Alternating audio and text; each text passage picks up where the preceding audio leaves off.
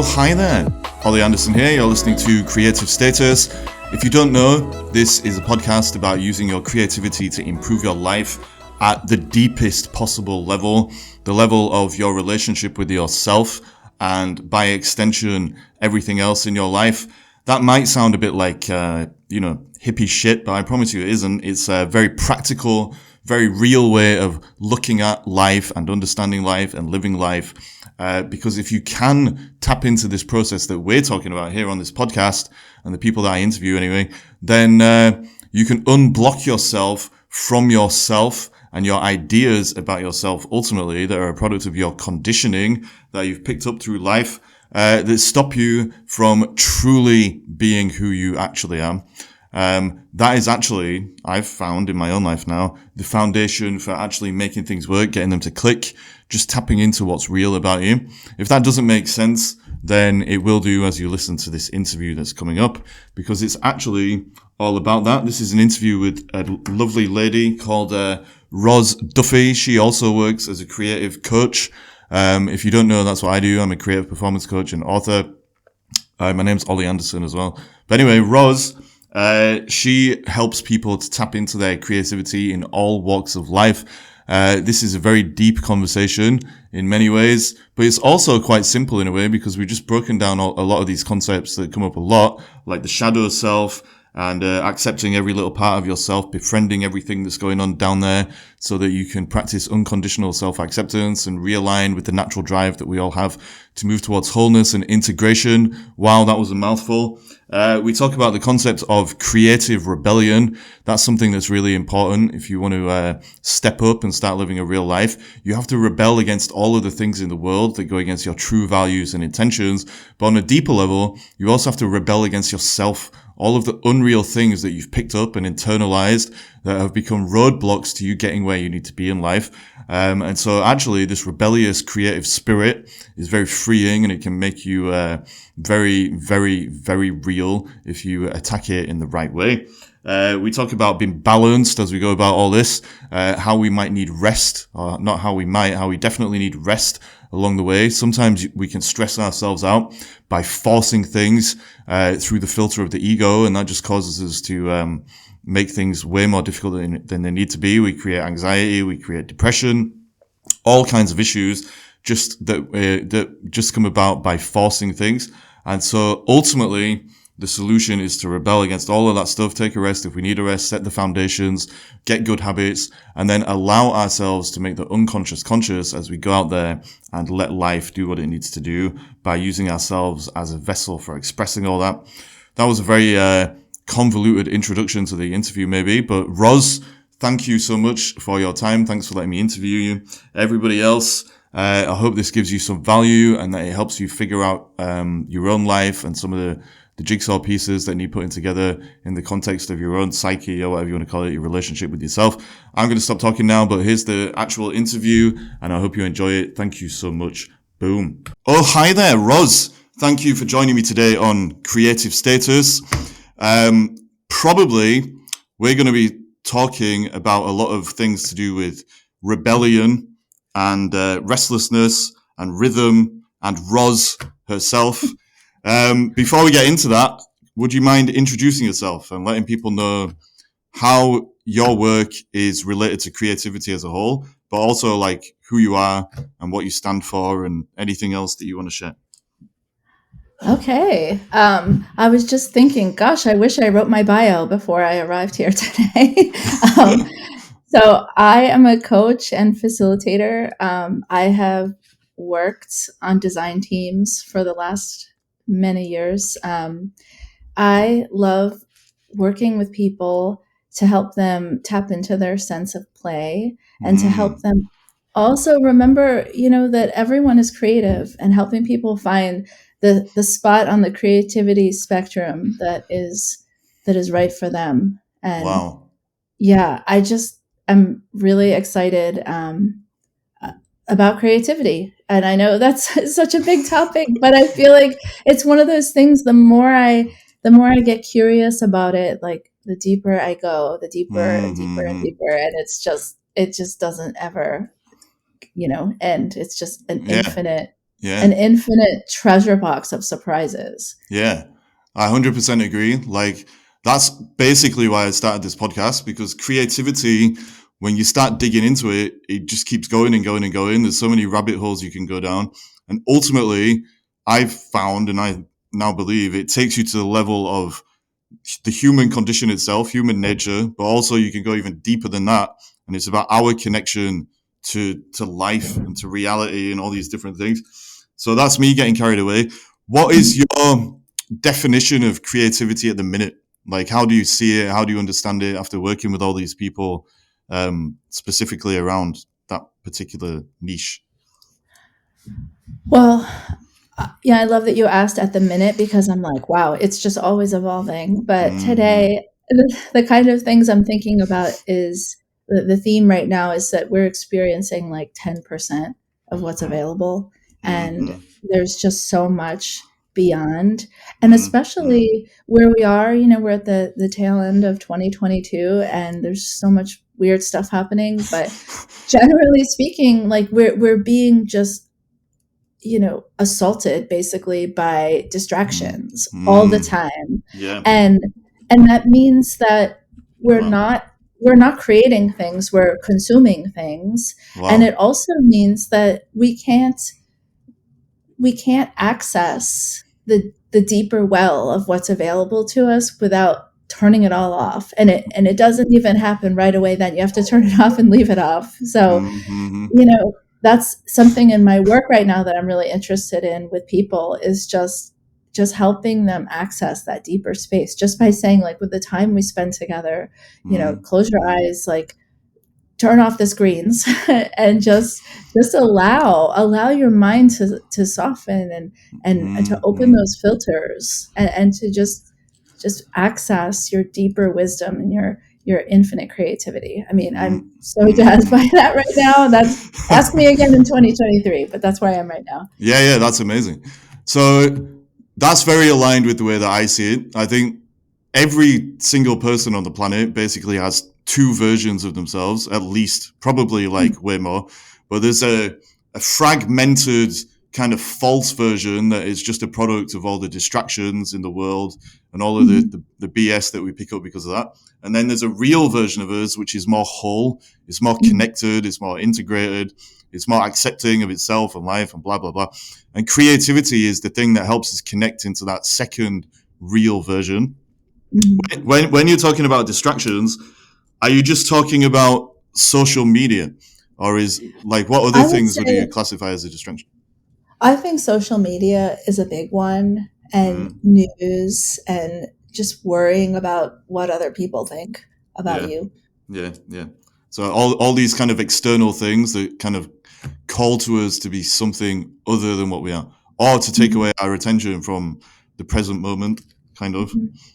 Do you think those distractions cause people to identify in an unreal way? So the more time we spend with those distractions, the more we see ourselves as being, like the fragmented version that I'm talking about or was talking about. Mhm. Well, I think when by consuming social media and just the distractions that happen, we are sort of looking at life through a filter. And the other Mm-hmm. thing is also, like, what relationship do we have to the voices that are within us? So you're talking about like the two selves, but like within us, there's like many different parts, right? And there's Mm-hmm. like they they're a blend, and some of them step forward, some of these parts step forward, and some of them retreat, and some of them we push away or we're like abusive to almost, and some of them we welcome. But I think there's something to like welcoming all of it, really Yeah, welcoming yeah, yeah. every part of yourself. And I think that there's a certain process to creativity of Mm-hmm. befriending those different pieces of yourself, those different, like you said, Mm-hmm. fragment, but that also makes me think of like fractals in a Yeah, sense. yeah. And I think it's a process to accept Mm-hmm. all that's in there. And so, like, we were chatting before this call, but just about, like, we talked about imposter syndrome. That was something that came up. And I think for a lot of people, because of the filter of all this distraction and what will people think of them, and they're, compare and despair kind of thing. And then this inner voice says, oh, who do you think you are, or something like that. And I think there is something to saying to that voice, thank you, you're trying to protect me.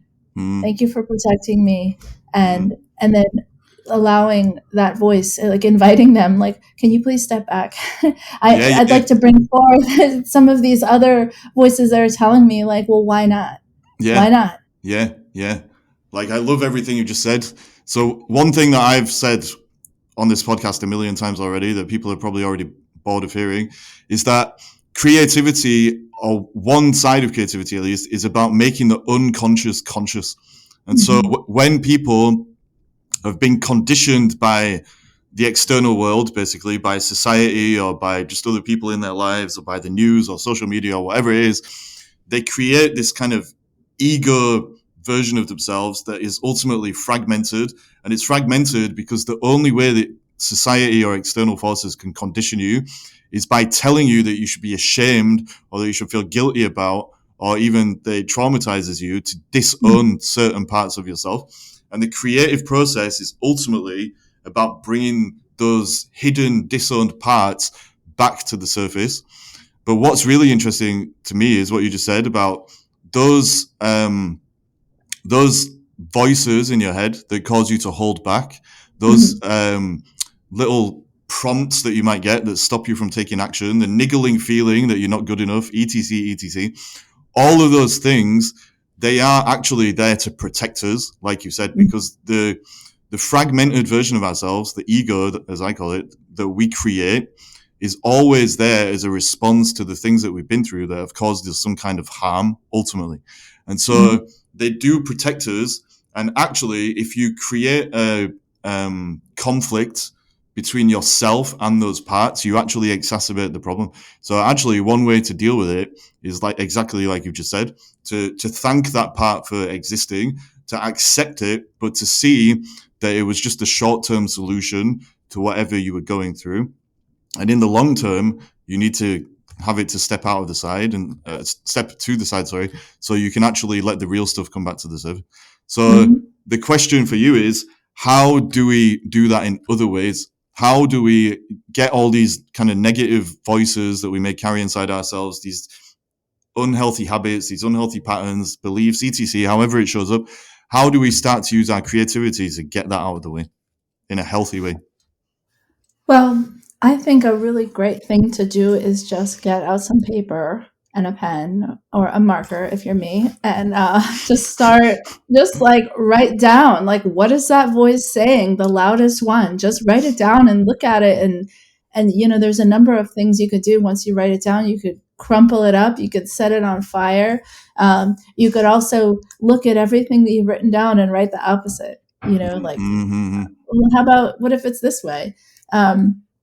Also, with anything creative, just like movement. I mean, that could mean I'm going to blast music and start dancing. It could mean that paper, instead of writing, letters that turn into words and phrases and sentences, I'm just going to scribble, like, whether it's violently or happily or like whatever, just like it's movement, and there's like some magic in that, where it's here's your body, and then your mind is communicating something that through that expression, whatever tool or activity it is. It's like it's totally what you just said, like making the unconscious conscious. It's like it doesn't really make sense. It just happens, it's just like the flow state of just let it out. Yeah, it doesn't need to make sense. I think that's a stumbling block that a lot of people kind of come across on this journey. They try to make sense of it, but you can only make sense with the conscious mind, actually, which is a product of all the things that you already think you know, and the things that have caused you to like have these unhealthy patterns or whatever it is in the first place. And so actually, it's just about circumventing the conscious mind in some way, which is the creative process, ultimately, I think, and finding a way to let that stuff flow. So right at the start of this conversation, when I was introducing you, I talked about the 4 R's. So there was rebellion, restlessness, and rhythm. How do the 4th one was Roz, which comes into it as well. But so how do rebellion, restlessness, and rhythm come into this? Is it worth breaking it down like that? So if we're making the unconscious conscious, is there a rebellion that a rebellious streak that we need to tap into in order to make the most of that, would you say? Well, I think that tapping into rebellion is absolutely worth doing. And while you were talking about that, I was thinking, for me, what rebellion has looked like for me right now at this moment is noticing when I'm doing things and feeling like I don't even want to do this. I thought I signed up to do all this stuff and it turns out I hate it, or it doesn't feel right, or it's like just a conflict within me, and I can just drop it and walk away. And there's something that feels rebellious to me, almost like I don't have to do this. And then I just stop. Wow. But it's interesting because again, like with rebelliousness, part of me is like having that attitude of like, I don't care what people think. I'm going to do it anyway. And then I think my early concept of rebellion was like, I care what people think. I want them to see me as like a rebel. And I'm like, maybe that's okay too. You know, like maybe you want to like, you know, experience life and put people off a little bit. I don't know. I mean, in a way, like artists, like, you know, you could pick a flavor of artists that you're familiar with. They might make something that makes you feel uncomfortable, you know, but then it makes you think. Wow. It makes you curious. Yeah. So there's so much going on there, because actually when I first started thinking about the rebellion thing, I was thinking that, part of being rebellious, or creative rebellion, as I think we called it in our previous conversation, is that we're rebelling against society, basically. So society has conditioned us to put ourselves in a little box, to repress all these parts of ourselves in the shadow. And only by rebelling through creativity can we bring it to the surface. But actually, it's multifaceted, like you just said. So actually, as well, we have to rebel against ourselves and all of the habitual things that we've picked up. And also even rebelling against the things that we originally thought were going to free us from ourselves, and ended up potentially causing problems because we became too attached to them or something like that. Yeah. I think in systems that we live and work in, sometimes we have to rebel by saying, wait, this isn't working. Like, we need to change the system. We need to rebel. I mean, if you think about like Star Wars, you know, like there was the Empire and then there was the rebellion, you know, and it's like the resistance. It's just, like sometimes that's how change happens, is that you go off-roading, you know, you go to the map that hasn't been charted yet, and you just don't know. But you have to have somewhat of a rebellious spirit to walk away from the beaten path. Yeah, but you're right as well in what you said a few minutes ago. There's two ways to be rebellious. So one way is to rebel because you actually want to push through your ideas about yourself and go into the unknown and, you know, do all this stuff we're saying about making the unconscious conscious. That's a healthy rebellion, I would say. But sometimes there's a kind of egotistical kind of rebellion, I guess, where you have certain things about yourself, not you, like people in general. We have things about ourselves that we're trying to hide from or run away from. So shame is the main one, I would say. And because of that, we create an image of ourselves that is a way of compensating for that shame. So we can keep on kind of inflating our own feelings of self-importance, whatever it is we need to feel to hide from the shame. And then we rebel motivated by that, which actually just causes us to be unreal in the long term. So how do we know if we've been rebellious in a healthy way or if we've been rebellious in this kind of unreal way? The question that came up for me when you were saying that was, am I real? Yeah. And just like ask yourself that, look in the mirror, like, am I real? I mean, we kind of know when we're like not being real. And if someone out there is hearing that, say, well, I don't know. you kind of know. Spend some time with that, because I mean, we do project, you know, some kind of like like, look at my life, here's my Instagram highlight reel or whatever, we project to a certain degree, but what does it take to be real? What does that mean? How scary is that? How natural is that? So the way that I think we can tell if we've been real is by the feedback that we're getting from life. And because the only way you can get the results you want is by tapping into reality. That's the way I see it. And reality, when we've been real, it means we're constantly growing, we're constantly challenging ourselves, we're constantly going through these spirals that life puts on our plate of kind of overcoming obstacles and letting go of unreal ideas about ourselves so we can become more whole and more integrated. When we're living like that, two things happen to all of us, I think. One, we're living a life that's aligned with our values, our real values, not the values that we picked up from society, but like our values. And I think there's a lot of values we all share as human beings, like creativity and freedom and blah, blah, blah. So we're living in alignment with that stuff. And also, we're in a kind of creative flow state, because if you've been unreal, that's the thing that blocks you from the creative flow itself, because it's just a mental thing that prevents you from moving forward with that and growing in the way that life wants us to. So what do you think about the values thing? Like, do you think there are certain values that create the creative process, as we're talking about it, allows us to bring to the surface and align our lives with? And what are those values, if you do think so? Oh, well, I think, you mentioned freedom. I feel like, freedom goes so closely with self-expression, where you're just being who you are in the world, and you are expressing yourself in a way that feels authentic. So like authenticity, integrity, like being in alignment with what you believe, I think caring about others. I mean, we're all connected, whether we like it or not. And I do think there's something about being individuals, but also being aware that there's what we create in the world is, has an impact on others, whether small or big. So I think, sorry.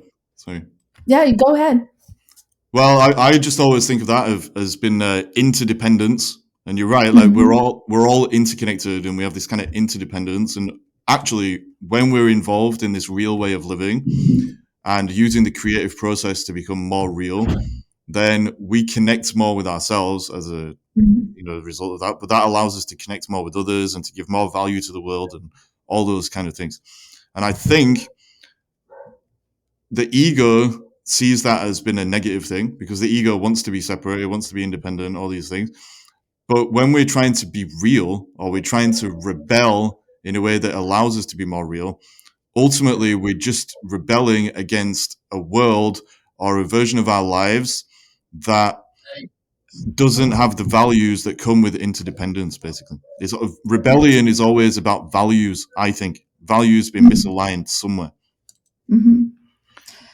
I find that really fascinating, and like the feeling I was having when you were saying that was just the connection to other people and the way that we operate, how it creates those like waves of energy, and it shifts our experience. Like, so, if I were to say we create our own reality, that could be problematic for some people for a number of reasons. But like, in a sense, if you're open to that idea, like it's kind of interesting if you think about the way that the lens that you're looking at the world. And I'll just give you an example of that. The more I share, and I share what I'm thinking about, without trying to make it perfect. I mean, I'm sure perfectionism is like a whole other podcast. And we're on the R's today, not the P's.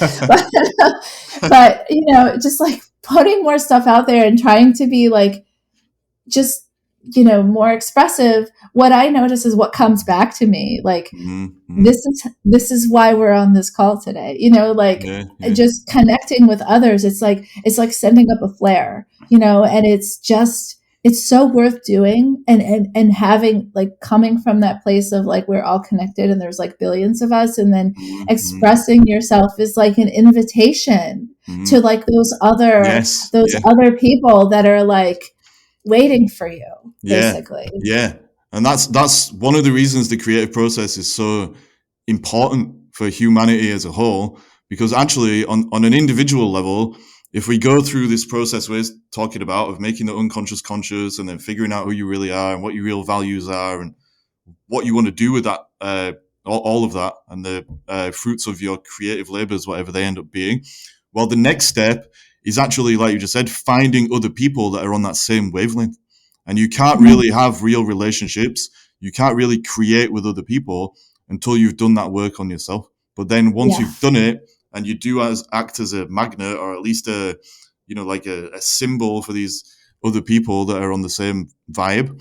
Well, when you've done that, that's when everything starts getting really interesting, because everything grows exponentially. So it's funny you should say that, because I found another R word for us. Are you ready? Oh, there's one. Resonance. Ooh, yeah. Because that's the thing where, so resonance, when you hear that word, you, Ollie, or anyone that's listening, it's like you know it, like, Yeah. oh, resonance. That's when like it feels right in my body. I just got a message that it disconnected. Um, Oh, it's Hopefully okay. we're good. Yeah, we're all right. We're all right. Okay. But the other thing is that like everything is vibrating. Okay. Like, Mm-hmm. so my voice is vibrating maybe a little bit more because I'm a little bit sick right now, so my vocal cords are doing their thing. But there's just like those vibrations, and there's ones that will come into your body and you'll just reject them. You're like, no, like that's not for Mm-hmm. me. And then there's Mm-hmm. the ones that are just singing to you, and Mm-hmm. they connect with you. And Mm-hmm. I think that's so interesting, because, and I'm talking, I'm saying vibrations and like sound and stuff, but it's anything that just brings, it feels like a certain rightness, Mm-hmm. within you, of just Mm-hmm. that is a match. And Yes, it's yes. not with everyone. Yeah, but that's yeah. It's but it's, that's your tribe, I think. That's the real yeah, tribe for you. yeah. Yeah. One of your other R words, so now we've got four: rebellion, restlessness, rhythm, and resonance, is the restlessness thing. So we talked about rebellion, okay. A lot of people in society, in general, seem to have this kind of restless feeling. Like you're always seeing people talk about it on social media or wherever else. They feel restless. They feel like there's more. They feel like there's a void that needs filling. How does all of this stuff, come into the feeling of restlessness? And first of all, how do we explain or define what that feeling of restlessness is in relation to all this creativity stuff? But also, how do people start to feel less restless and feel at peace or well? Yeah. When I think of restless, I think of a longing for change, Mm, or like mm, maybe longing, maybe it's like almost like a demand for mm, change. It's mm, almost like a little mm, more strong, that feeling restless is like something isn't right. mm. Something is out of alignment. Yeah, I'm uncomfortable. yeah. And that's a process, because Mm, there's a certain amount of like needing to sort of sit with and acknowledge any kind of discomfort or restlessness, and mm, name it and look mm, at it and feel mm, it and mm, acknowledge it. mm, And then from that place of acceptance, then mm. it's like, what now? Yeah. And what now could be so many things, like Mm, finding your people, writing out your thoughts, doing mm, something creative, mm. connecting with others, connecting with yourself. But restlessness is an invitation for Wow. change. Yeah. Like actually, as you were talking, I realized that these four R words that we're just talking about for some reason, the four R words, it's actually a process, and they all kind of follow on from each other. So actually, like you said, it starts with the restlessness. So when I'm coaching people, I always go through this process: awareness, acceptance, and action. And the first step on any transformational journey is always awareness, right? And this restlessness for most people is the first step in that journey. Like they might just, I don't know, have a feeling that things just aren't right, or they're not living up to their potential, or that life is supposed to be a different way, whatever it is. And they start to become aware of that until eventually they reach some kind of a breaking point. When they've reached that breaking point, it normally means that they have decided or committed to rebelling against the current way of being, the current way of identifying, the current way of living, all their habits. Basically, they want to rebel against their life as it currently stands because it's lacking certain values, like we said, that they need to bring into their life. So that is when they start to change the rhythm. That's your third R. They get into their own rhythm and they start doing their own thing and they start taking action that's real. And then that gets them to that stage we talked about where the unconscious is more conscious. They know who they are. They know what they want to do. They're taking actions. They're accepting themselves to a much higher degree. And then they can go out there and find resonance with life and other people in it. Mm-hmm. Yes. Yeah. The rhythm thing, how do we, get into the right rhythm from the, through the lens of this creative thing we're talking about? Experimentation. Yeah, I think you just got to try things, and I think that that's part of the creative process too. It's not being too attached to an outcome, but just play and see what works and what feels right. And rhythm, you could align it with the idea of habits or daily rituals or practices or anything like that. But it's just being able to tune in and build that system that works for you. That is, okay, I like to,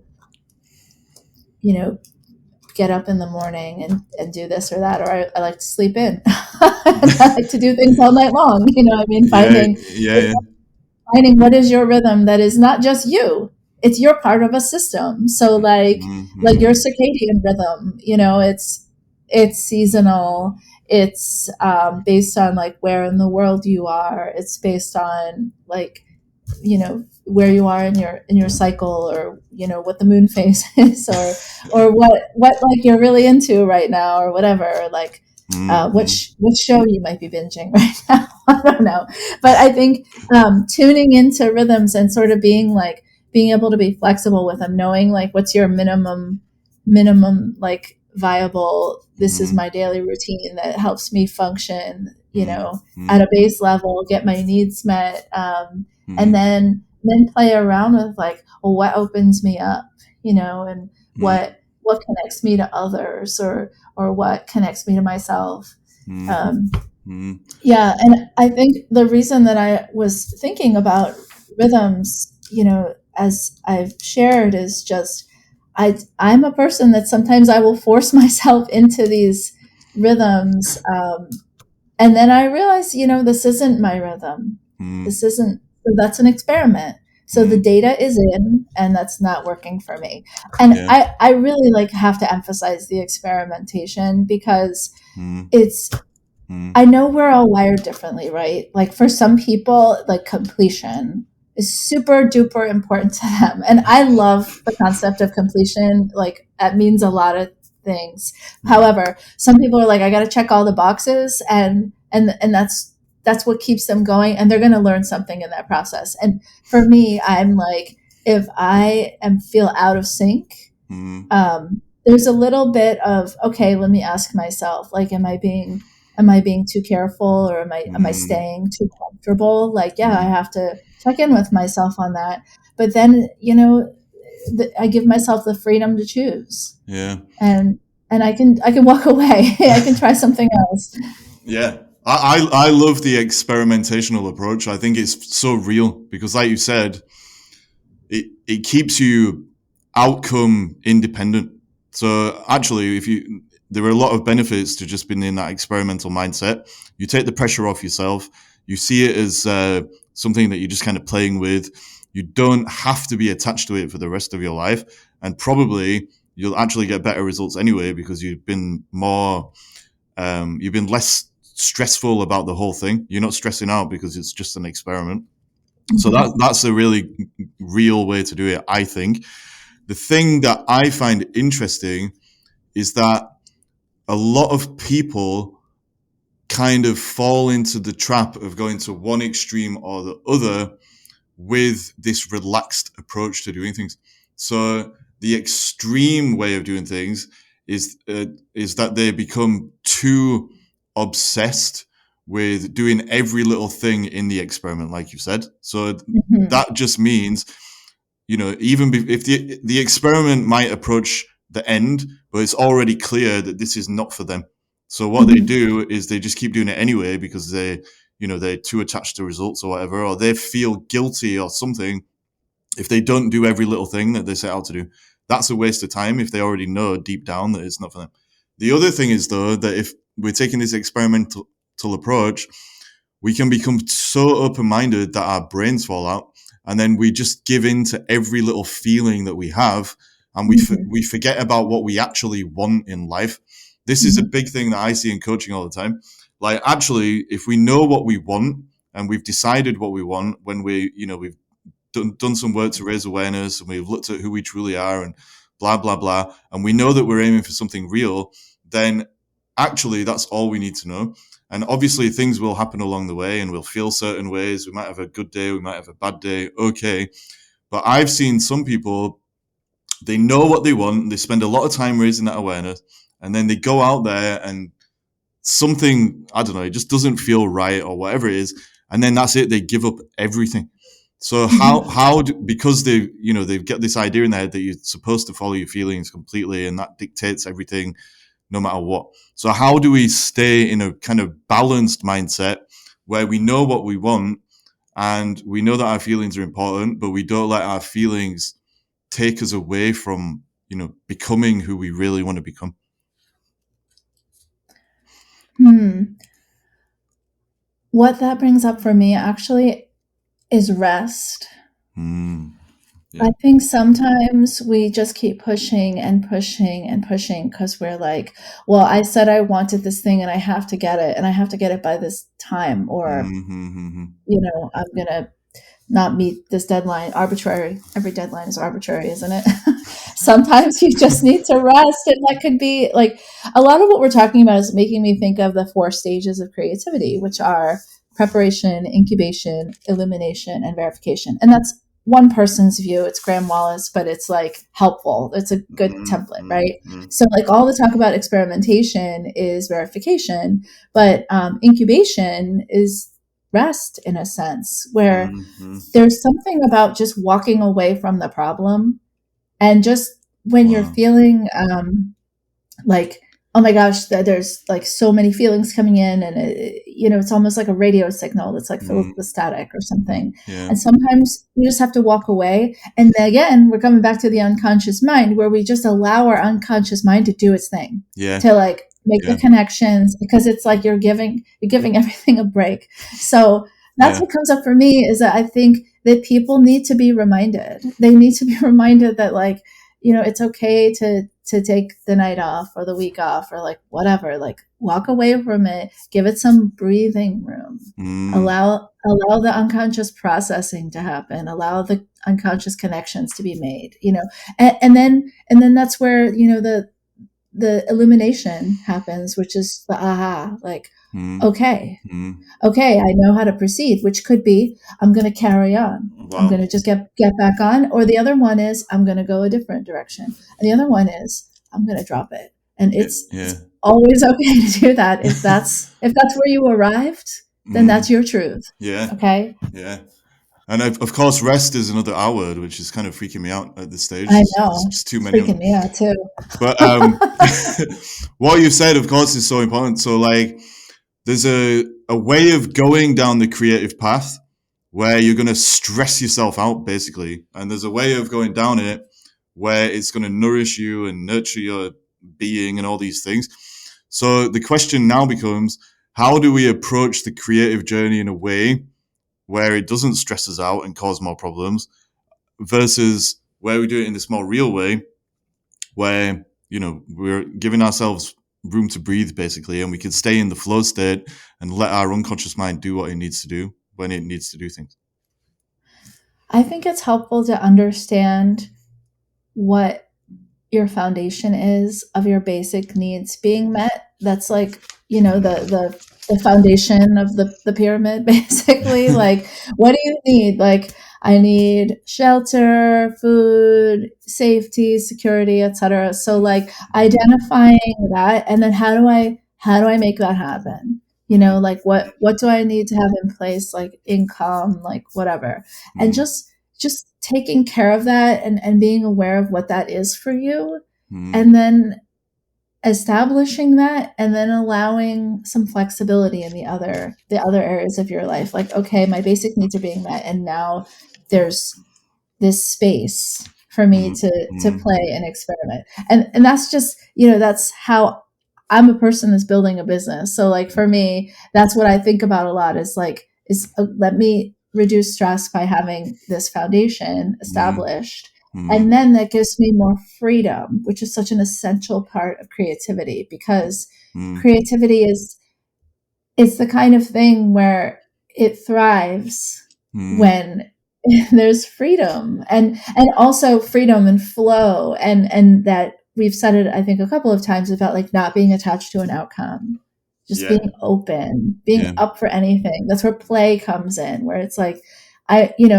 just like children playing, like they're just having a good time, they're curious and discovering the world around them. They're not trying to win or Yeah. Yeah. Yeah. like have adversaries with other people, or like conflict or whatever. It's just like, just the freedom of play. And that's where the magic happens. It's where like the surprises are. It's like the hidden treasures that just, you can't even get to them until you kind of drop all the armor, and you just go and play and see what happens.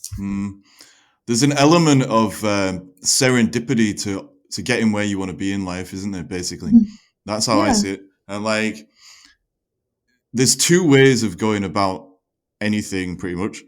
There's one way where you create a vision for yourself, or you set a goal or something. You give yourself a direction to move in, and then you create a plan about how that's going to happen.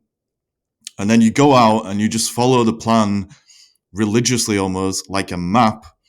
And that never really works, because the plan is always, like we said, it's just a product of our conscious mind. The other way to do it is you do this same thing at the start. You create a vision, you have a goal, but then actually you don't know how you're going to get there. You just know Right. that you're going to move in a direction, and you're going to respond to life as it happens, and you'll get there. And in my experience, that seems to be the best way to do things, or the realest way to do things, with real meaning that gets the results. But what do you think is going on that causes us to, stick so rigidly to our plans, and then actually ruin our creative progress, basically? And it's a big question, yeah. And does this also feed into the imposter syndrome thing as well, that you talked about right at the start? Just to bring this all full circle. Sorry. Yeah, I mean, what I wonder about sometimes is, I think about this as conditioning, right? So we all have different families of origin, and whatever our family unit and our ancestral lineage is like, it's different for everyone. But there's something to that. And then there's also like, what's the state of the world around us? And then there's like media manipulation, basically, of like the hall of mirrors of what we're being told about certain things. And I do get curious sometimes, like, sometimes it feels like, are there forces that are trying to, I know this is getting kind of out there, forces that are trying to like not to add static, to the frequency. And like, we have to do our own work to like adjust the dial, basically, to align with our own, resonance. Yeah. 100%. And and I think it's a process. And what I appreciate is how you can find your corners of the world where your people are, or the people that you resonate with, and in and find that feeling of connection. I'm like, just trying to pull this all together, because what I'm feeling is like things are always shifting, right? So can we shift in the direction of allowing people to follow what feels real to them? And it's a choice, to be open to that, and to be careful about the sources that are coming into you, and be able to like adjust what's coming in, and also pay attention to what you're putting out, knowing that every action has a reaction, and everything we do has impact, and like what kind of impact do we want to create in the world? Like I agree with everything that you just said. Like we started this conversation with distractions, and ultimately most of those distractions in life are synthetic. So they're man-made ultimately, either because of technology or society or whatever it is. And they're ultimately, whether because there's some big conspiracy behind it or not, they're causing us to not be as real as we could be, and to not believe in ourselves, not to trust in ourselves, to feel ashamed of ourselves, all these different things. I think some of those things are actually the product of certain people, I don't know who they are, but certain groups in society, whatever it is, wanting us to just be consumers, like you said. They want us to consume, they want us to be cogs in the capitalistic machine and go to work and not really think about who we are and what's authentic to us and all these kind of things. They just need us to believe that we're a limited version of ourselves to play a certain role within the system. So that is 100% a thing. But there is things that we can do, and this actually does bring us full circle, because this comes back to the creative rebellion thing. There are things that we can do to kind of rebel against that. First of all, we can step up in our own lives and see through that matrix, or whatever we're going to call it, and decide that, okay, that world that they're asking me to fit into does not align with my actual human values. It doesn't align with my need to keep growing and keep flowing, and it doesn't align with my desire to actually live a life where I feel free, basically, right? That's the abridged version. So that's one thing we can do. But then the other thing we can do, which is probably more important, and what you just said, is to allow other people to be real as well. And this is a theme that's come up a few times now, but if you can let other people be real, if you give them permission to do it, you're giving yourself permission as well, because you're not judging them. You're not just being part of that matrix, in scare quotes. You're actually seeing them as a real human being, and that frees you as well. And that is a very rebellious thing to do, I think, in a world that's trying to ask us to just kind of blend in, but also trying to treat other people as though they have to blend in as well.